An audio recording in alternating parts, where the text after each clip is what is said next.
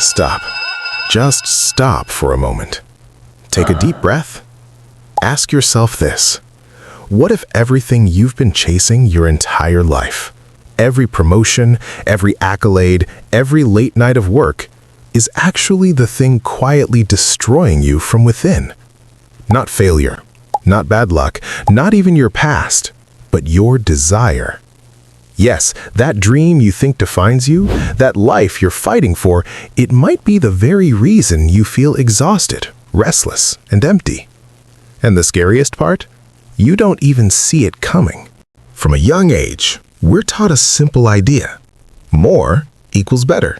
More equals happiness. So you started chasing. First, you wanted approval from your teachers, your friends, your family. Then you wanted success, the kind you could display for the world to see. Then you wanted wealth, recognition, influence, a life you believed would finally make you feel enough. And every time you reached a goal, there was a brief spark of satisfaction, a small, yes, I did it. But it didn't last. Almost immediately, a new desire appeared, a higher target, a bigger dream. And again, the same pattern repeated. You see, the problem is not that you want, it's that the chasing never stops. This is the trap nobody warns you about. You think you're moving forward. You think you're progressing. You think each new achievement brings fulfillment. But here's the paradox. The more you chase, the emptier you feel. Your happiness becomes conditional. I'll be happy when I get that promotion. I'll feel proud when I earn this much. I'll relax when I reach the next milestone. But the when never comes. Every achievement simply raises the bar. Every success quietly whispers, do more, be more, get more. And you obey without realizing it.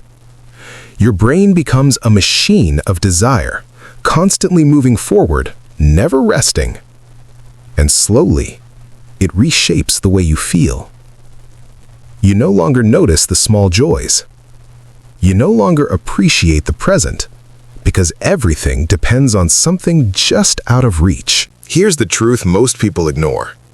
Desire is a clever teacher. It never satisfies you. It doesn't give you peace. Instead, it trains you to remain unsatisfied. Think about it. Every time you tell yourself, I need this to be happy, your mind hears, what you have now is not enough. And if nothing is ever enough, how can you ever feel complete? This is the paradox. The very thing you believe will make you whole is the thing that keeps you fractured. And it gets worse. When you finally achieve what you wanted, the money, the recognition, the success, you feel relief at first. But soon, reality sets in. With success comes expectation. With achievement comes responsibility. With recognition comes scrutiny. Suddenly, the dream that once inspired you becomes a weight that drags you down, and the freedom you thought you would gain disappears. Instead, there's pressure, stress, fear of failure. And slowly, the dream that once gave you hope becomes the very thing that drains your soul. Then comes the quiet moment. The moment when everyone else is gone, the room is empty, the phone is silent, and you sit and think, why don't I feel happy? You followed every step. You did everything you were told. You sacrificed comfort, sleep, even friendships. Yet inside, something is missing. And it's not dramatic. It's not loud. It's subtle, persistent. A quiet emptiness that gnaws at you. This is the part people don't talk about. The invisible shadow of success. Here's why this happens. You believed in a lie, that fulfillment comes from achievement. But it doesn't. Achievement only gives you temporary relief, temporary validation. True fulfillment comes from understanding yourself. It comes from knowing that you are complete without the titles, without the money, without the approval of others. Because if your desire comes from a place of fear, insecurity, or comparison, no amount of success will ever fill that void. And that is the core of the paradox. So, what do you do now? Do you stop chasing your dreams? Do you abandon ambition? No, not at all. The answer is awareness. Instead of blindly running after what you want, ask, why do I want this? Is it because it truly matters to me, or is it because I'm trying to prove something to someone, or maybe to myself? Because if your desire is coming from insecurity, no achievement will ever heal it. Now imagine this.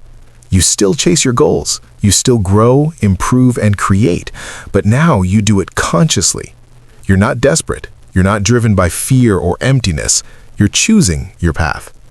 You stop running after external validation. You stop depending on others to feel worthy. And slowly, you begin to feel free. Because freedom isn't having everything you want. Freedom is not being controlled by your wants. When your happiness no longer depends on something outside of you, you are untouchable. You can win or lose or fail and still remain at peace. You no longer measure yourself by the standards of others. You no longer let fleeting desires control your mind. You can live fully in the present. And paradoxically, your goals no longer have the power to destroy you. So maybe the problem was never your ambition. Maybe it was the belief that the things you wanted would save you. But they won't. Because the more you chase something to fill a void inside, the bigger that void grows.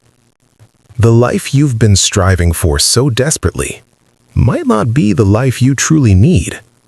And the thing you want the most could very well be the thing that's quietly destroying you. So pause, reflect, and ask yourself, am I chasing the right thing? Or am I running from myself?